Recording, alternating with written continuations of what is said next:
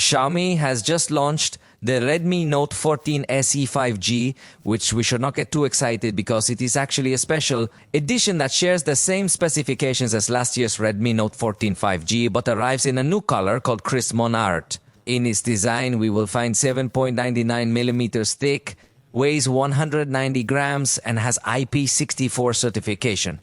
Dust and splash protection.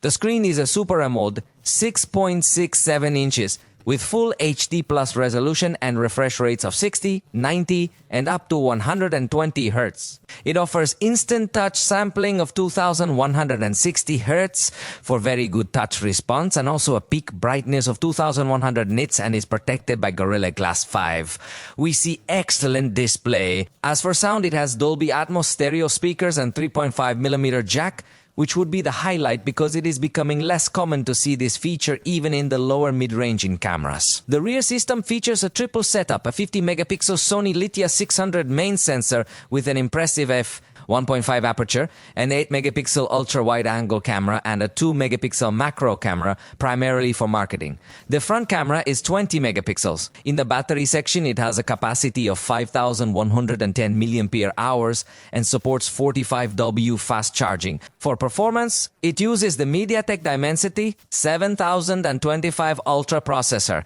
built on a 6-nanometer process.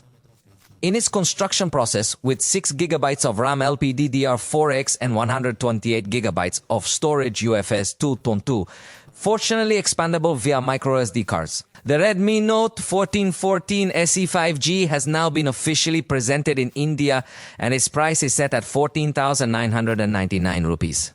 This amount, when converted with the current exchange rate, is roughly $180, so you can have a general idea. However, keep in mind that prices here are not the same as those over there. What are your thoughts on this strategy of relaunching a model from last year with just a new color and a different name?